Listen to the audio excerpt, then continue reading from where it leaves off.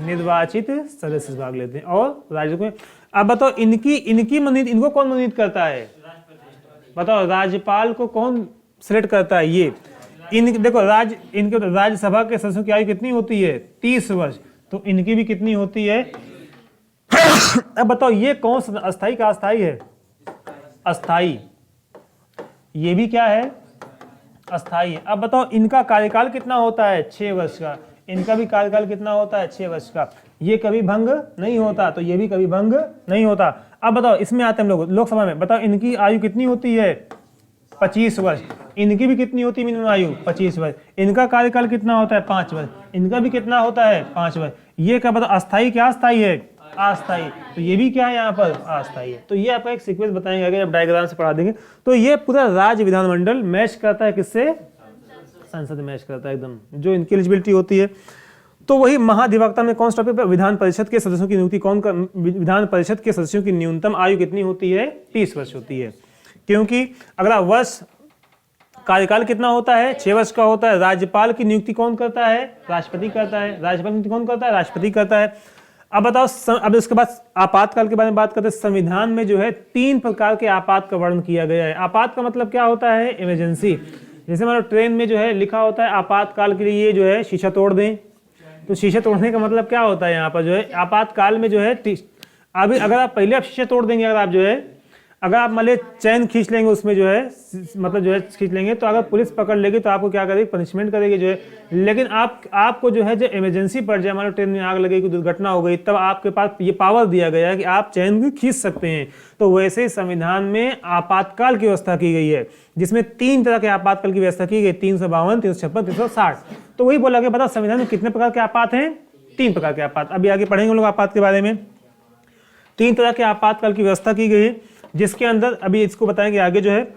अगला उसके बाद है अनुच्छेद 352। आपातकाल ये है, अनुच्छेद 352 के तहत राष्ट्रीय आपातकाल लागू होता है। मतलब आपातकाल में 352 है और 356 है और 360 है।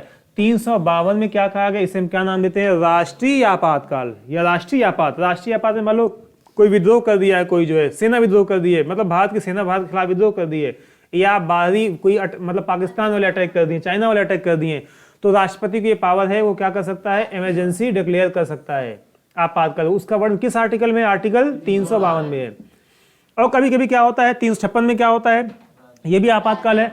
मान लो राज्य जो है यूपी में, मान लो यूपी हो गया, एमपी हो गया, सही से काम नहीं करे, लड़ाई झगड़े दंगे बहुत हो रहे हैं, तो राष्ट्रपति को पावर दिया गया है कि वो क्या कर सकता है? वहां की विधानसभा को क्या कर सकता है? समाप्त कर सकता है, भंग कर सकता है, और वहां पर राष्ट्रपति शासन लागू कर सकता है। तो इसको भी हम क्या कहते हैं? आपात। 21 आर्टिकल में, आर्टिकल 356 में। और जो तीसरा आपातकाल है जिसका नाम क्या है? देखो ये बहुत बार लागू हो चुका है। सबसे ज्यादा जम्मू कश्मीर में, और सबसे पहली बार नेपाल, पहली बार जो है क्या बोलते हैं यहाँ पर पंजाब में लागू किया गया है। ये 3 बार तो लागू किया गया है। बताएंगे आगे जो है 360 जो है एग्जाम में आता है। बताओ कौन सा आपातकाल अभी तक लागू नहीं किया गया है? तो आर्टिकल 360। इसे हिंदी में क्या बोलते हैं? वित्तीय आपात। वित्तीय का मतलब क्या होता है? Financial emergency. तो आर्टिकल 3 तरह के आपातकाल की व्यवस्था की गई। कौन कौन से आपातकाल की? बताओ भारतीय संविधान में 3 तरह के आपातकाल हैं। कौन कौन से आपातकाल हैं? बताओ 352, 356 और 360। 352 में क्या कहा गया है? राष्ट्रीय आपात। राष्ट्रीय आपात का मतलब क्या होता है? राष्ट्रीय आपात का मतलब क्या? कोई विद्रोह कर, सेना विद्रोह कर दे, या सशस्त्र विद्रोह हो जाए, पब्लिक विद्रोह कर दे, तो वहां पर आपातकाल लागू कर सकता कौन? सरकार, मतलब जो है राष्ट्रपति को पावर दिया गया है। और मतलब सेना विद्रोह कर दे, या कोई अटैक करे, बाहर वाला कोई देश कंट्री का जो है दूसरी कंट्री अटैक कर दे, तो ये किस आर्टिकल में है? आर्टिकल 352 में। और मान लो किसी राज्य में अगर राज्य की मशीनरी काम करना बंद कर दे, बवाल हो रहे हैं, दंगे हो रहे हैं, तो ये राष्ट्रपति को पावर दिया गया है, वो उस राज्य में, उस पर्टिकुलर राज्य में क्या कर सकता है? वो 356 लागू कर सकता है। तो वहां की पूरी सत्ता किसके हाथ में चली जाएगी? राष्ट्रपति के पावर चला जाएगा। और राष्ट्रपति पावर का राष्ट्रपति थोड़ी राज्य में शासन करने के लिए कौन संभालेगा? राज्यपाल। क्योंकि राज्यपाल जो होता है राष्ट्रपति का क्या होता है? नुमाइंदा होता है, एजेंट होता है। अगला उसके बाद वित्तीय आपात है। राष्ट्रीय आपात 3 मरतबा लागू हो चुके, 3 आधारों पर लागू किए जाते हैं। राष्ट्रीय आपात जो है 352 जो है आर्टिकल 352 3 कंडीशन में लागू किए जा सकते हैं। कौन कौन सी कंडीशन ये है? अब लिखा हुआ अशांति, अब यहाँ पे लिखा हुआ सशस्त्र विद्रोह। अब वर्तमान जो चल रहा है सशस्त्र विद्रोह, मतलब कोई सेना से कोई विद्रोह कर देगा जो है, तो ये आर्टिकल लागू हो सकता है आपातकाल। राष्ट्रपति के चुनाव, अब उसके बाद है क्या? हाँ, आंतरिक अशांति, मतलब ये इसमें तीनों नहीं दिया गया है, इसमें बताया गया है 42वें संविधान संशोधन 1978 में इसको हटा दिया गया था, आंतरिक अशांति पर जोड़ा गया था इंदिरा गांधी ने, और बाद में इसको हटा क्या कर दिया गया, सशस्त्र विद्रोह कर दिया गया। तो बस ये इसमें दिया गया है। अगला, राष्ट्रपति के चुनाव में कौन भाग लेते हैं, बताया था अभी, जो राष्ट्रपति के चुनाव में कौन भाग लेता है, लोकसभा एवं राज्यसभा के निर्वाचित सदस्य। एवं देखो ऐसे भी समझ सकते हो आप, लोकसभा के सदस्य -2 कौन से हैं, जो राष्ट्रपति क्या करता है, मनोनीत करता है। राज्यसभा के सदस्य -12 माइनस क्यों, क्योंकि राज्यसभा ने क्या करता है, मनोनीत करता है, मतलब वो क्या बोलते हैं, राष्ट्रपति ने मनोनीत करता है। प्लस सभी विधायक, जहां जहां पर भी राज्य हैं, जहां जहां पर भी जो है स्टेट में जो है विधानमंडलें हैं, विधानसभा है, वहां के राज्य हो चाहे वो केंद्र शासित प्रदेश हो, वहां के विधायक लोग क्या कर सकते हैं, वोट कर, मतलब यहाँ पर कौन, लोकसभा और राज्यसभा के निर्वाचित सदस्य, और कौन से, सभी विधानसभाओं के सदस्य। अगला है, उसके बाद समिति के बारे में कुछ है पूछा हुआ, झंडा समिति के अध्यक्ष कौन थे, JB कृपलानी। झंडा समिति जब कमेटी बनाई गई, संविधान सभा की जब कमेटी बनाई गई, ड्राफ्टिंग कमेटी के अध्यक्ष कौन थे, ड्राफ्टिंग कमेटी के अध्यक्ष कौन थे, BR अम्बेडकर। झंडा समिति के अध्यक्ष कौन थे, JB, एग्जाम में आया हुआ, झंडा समिति के अध्यक्ष कौन थे, JB। संविधान सभा के सलाहकार कौन थे, एग्जाम BN राव। संविधान सभा के एडवाइजर कौन थे, BN राव। अगला पूछा हुआ है राष्ट्रपति, अगला सबसे राष्ट्रपति आ गया है, राष्ट्रपति चुनता है, बहुत इंपॉर्टेंट ये है, राष्ट्रपति अपॉइंट करता है, चुनता है, किसको किसको चुनता है, आपको पता है राष्ट्रपति किसको चुनता है। अब लाइन समझ देखते हैं, राष्ट्रपति किसको चुनता है, लाइन से देखते हैं। देखो, राष्ट्रपति 2 लोगों को लोकसभा में चुनता है, 12 लोगों को राज्यसभा में चुनता है, और चुनता है, प्रधानमंत्री की नियुक्ति करता है, और बताओ अन्य मंत्रियों की नियुक्ति करता है, और बताओ राज्यपाल को भी कौन चुनता है, राष्ट्रपति चुनता है। यूपीएससी के चेयरमैन कौन चुनता है, यूपीएससी के चेयरमैन के सदस्यों को कौन चुनता है, इलेक्शन कमिश्नर को कौन चुनता है, राष्ट्रपति। देखो इलेक्शन कमिश्नर में, इलेक्शन कमीशन जो है, चुनाव आयोग जो है, वो 3 लोगों का निकाय होता है, एक मुख्य निर्वाचन आयुक्त होते हैं, और 2 क्या होते हैं, डिप्टी होते हैं। एक होते हैं चीफ इलेक्शन कमिश्नर, क्या होते हैं, चीफ इलेक्शन कमिश्नर, और 2 क्या होते हैं, उनके डिप्टी इलेक्शन कमिश्नर होते हैं। मतलब 3 लोगों, इन तीनों की नियुक्ति कौन करता है, राष्ट्रपति करता है। अगला और किसको चुनता है, संघ लोक सेवाएं, मतलब यूपीएससी के चेयरमैन सदस्यों की नियुक्ति करता है। उसके बाद तीनों सेनाओं के अध्यक्ष, जितने भी 3 सेनाओं के सुप्रीम कमांडर होते हैं, थल सेना अध्यक्ष, जल सेना अध्यक्ष, और कौन से, वायु सेना अध्यक्ष, तीनों की नियुक्ति कौन करता है, राष्ट्रपति करता है। उसके बाद और किसी नियुक्ति करता है, मुख्य निर्वाचन आयुक्त सहित अन्य न्यायिकों की, मतलब वही इलेक्शन कमिश्नरों की। राज्यपाल की नियुक्ति करता है नियंत्रक एवं महालेखा परीक्षक। ये क्या होता है, इसको बताएंगे आर्टिकल 148 में।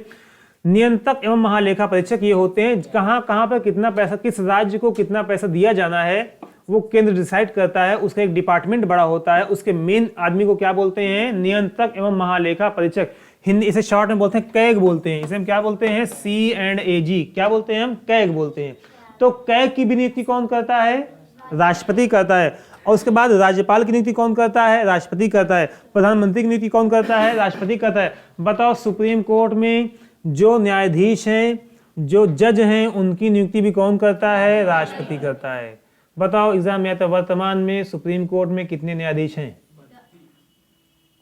बताइए। वर्तमान में सुप्रीम कोर्ट में कुल कितने न्यायाधीश हैं, 33 + 1 34, ठीक है। एक मुख्य न्यायाधीश, 3। और देखो समझना, सुप्रीम कोर्ट के न्यायाधीशों की नियुक्ति कौन करता है, राष्ट्रपति करता है। अब देखो हाई कोर्ट, उच्च न्यायालय, जबकि ये होता कहां पर है, राज्यों में होता है। हाई कोर्ट इलाहाबाद में, यूपी का है। तो जबकि राज्यों में हाई कोर्ट होता है, लेकिन यहाँ के जो जज होते हैं, यहाँ का मतलब राज्यों के जो हाई कोर्ट के जो जज होते हैं, इनकी नियुक्ति राज्यपाल नहीं करता, कौन करता है, राष्ट्रपति करता है। ये आपको ध्यान देना है। देखो फिर से एक बार, राष्ट्रपति जो है सुप्रीम कोर्ट के जजों की नियुक्ति करता है, और किसकी नियुक्ति करता है, राज्यों में जो क्या होती है, न्यायालय होते हैं। कौन से न्यायालय, हाई कोर्ट जो होते हैं, उनके जजों की नियुक्ति कौन करता है, राष्ट्रपति करता है। एग्जाम में आता है, बताओ सुप्रीम कोर्ट के न्यायाधीश शपथ कौन दिलाता है, राष्ट्रपति। और हाई कोर्ट के न्यायाधीश शपथ कौन दिलाता है, राज्यपाल। समझ में आया, राज्यपाल।